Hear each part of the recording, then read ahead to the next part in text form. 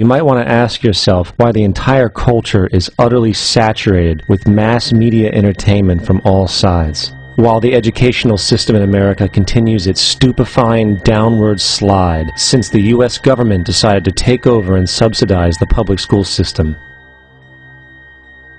What your government pays for, it gets.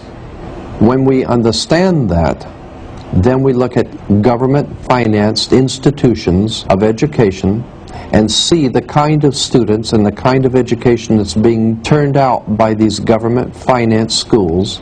Logic will tell you that if what is being turned out in those schools was not in accord with what the state and the federal government wanted, then it would change it.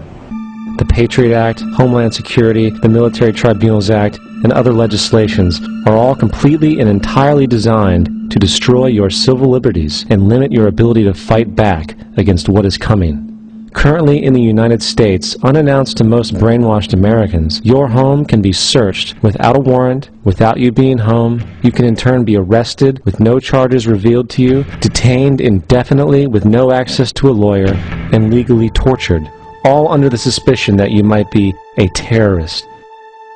It's time to wake up.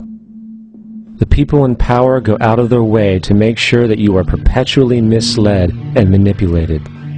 The majority's perception of reality, especially in the political arena, is not their own. It is shrewdly imposed upon them without them even knowing it. For example, the public at large actually believes the invasion of Iraq is going badly, as sectarian violence doesn't seem to stop. What the public fails to see is that the destabilization of Iraq is exactly what the people behind the government want. This war is to be sustained so the region can be divided up, domination of the oil maintained, continual profits reaped for the defense contractors, and most importantly, permanent military bases established to be used as a launching pad against other oil-bearing, non-conforming countries such as Iran and Syria. The last thing the men behind the curtain want is a conscious, informed public capable of critical thinking, which is why a continually fraudulent zeitgeist is output via religion, the mass media, and the educational system. They seek to keep you in a distracted, naive bubble, and they are doing a damn good job of it. In 2005, an arrangement between Canada, Mexico, and the United States was made. This arrangement, unannounced to the public, unregulated by Congress, merges the United States, Mexico, and Canada into one entity, erasing all borders. It's called the North American Union, and you might want to ask yourself why you've never heard of this. In fact, there is only one mainstream reporter who has actually heard of and has had the courage to cover this issue. The Bush administration's open borders policy and its decision to ignore the enforcement of this country's immigration laws is part of a broader agenda. President Bush signed a formal agreement that will end the United States as we know it, and he took the step without approval from either the U.S. Congress or the people of the United States. It's a deal that few have even heard of. It's being done again by very few people at the very top on behalf of the investment class, but the working class of people, political officials across our country, from communities, from cities and so forth, they don't know anything about this. This isn't some trade agreement. It is a total removal of sovereignty from these countries, which will also result in a completely new currency called the Amero. The American Constitution will eventually be obsolete. You would think that a situation like this would be on the cover of every major newspaper. That is until you realize that the people who are behind this movement are the same people behind the mainstream media, and you are not told what you're not supposed to know. The North American Union is the same concept as the European Union, the African Union, and the soon-to-be Asian Union, and the same people are behind all of them. And, when the time is right, the North American Union, the European Union, the African Union, and the Asian Union will be merged together, forming the final stages of a plan these men have been working on for over 60 years. A one-world government. And if we have learned anything from history, it is that power corrupts, and absolute power corrupts absolutely. This is Aaron Russo, a filmmaker and former politician. To his left is Nicholas Rockefeller of the infamous Rockefeller banking and business dynasty. After maintaining a close friendship with Nicholas Rockefeller, Aaron eventually ended the relationship, appalled by what he had learned about the Rockefellers and their ambitions. I got a call one day from an attorney woman I knew, and she said, would you like to meet one of the Rockefellers? I said, sure, I'd love to. And we became friends, and he began to divulge a lot of things to me. So he said to me one night, he said that there's going to be an event there, and out of that event, you're going to see we're going to go into Afghanistan, so we can run pipelines from the Caspian Sea. We're going to go into Iraq to take the oil and establish a base in the Middle East, and we're going to go into Venezuela and try and get rid of Chavez.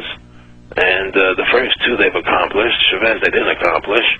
And he said you're going to see guys going into caves looking for looking for people that they're never going to find. You know, he was laughing about the fact that you have this war on terror. There's no real enemy. He's talking about how by having this war on terror, you can never win it because it's an eternal war, and so you can always keep taking people's liberties away. And I said, how are you going to convince people that this war is real? He said, but the media can convince everybody it's real. I mean, you know, it's just that you keep talking about things, you keep saying it over and over and over again, and eventually people believe it. You know, you created the Federal Reserve in 1913 through lies. You create 9/11, which is another lie. Through 9/11, you're fighting a war on terror, and now all of a sudden you go into Iraq, which was another lie, and now they're going to do Iran. You know, and it's all one thing leading to another, leading to another, leading to another. Now, I would say, what are you doing this for? What's the point of this thing? You have all the money in the world you ever want. You have all the power. I said, you know, you're hurting people. It's not a good thing. And he would say, what do you care about the people for? Take care of yourself and you take care of your family. And then I said to him, what are the ultimate goals here? He said, the ultimate goal is to get everybody in this world chipped with the RFID chip, and have all money be on those chips and everything on those chips.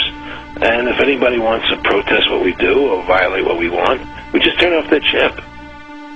That's right, microchipped.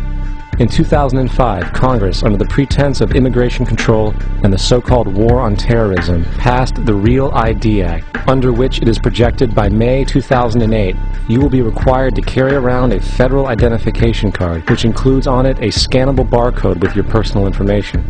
However, this barcode is only an intermediary step before the card is equipped with a VeriChip RFID tracking module, which will use radio frequencies to track your every move on the planet. If this sounds foreign to you, please note that the RFID tracking chip is already in all new American passports. And the final step is the implanted chip, which many people have already been manipulated into accepting under different pretenses. We have a Florida family who are really pioneers in a brave new world. They have volunteered to be the first ever to have microchip identification devices implanted into their body. After 9/11, I was really concerned with the security of my family.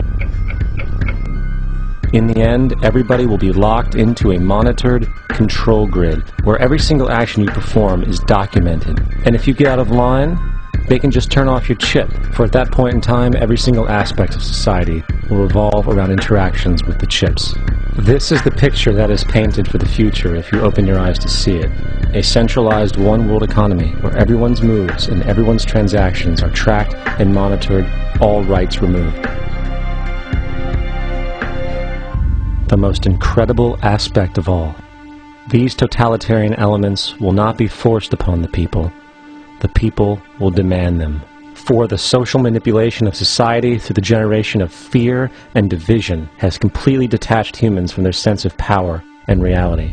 A process which has been going on for centuries, if not millennia. Religion, patriotism, race, wealth, class, and every other form of arbitrary, separatist identification and thus conceit has served to create a controlled population, utterly malleable in the hands of the few. Divide and conquer is the motto, and as long as people continue to see themselves as separate from everything else, they lend themselves to being completely enslaved. The men behind the curtain know this, and they also know that if people ever realize the truth of their relationship to nature and the truth of their personal power, the entire manufactured zeitgeist they prey upon will collapse like a house of cards.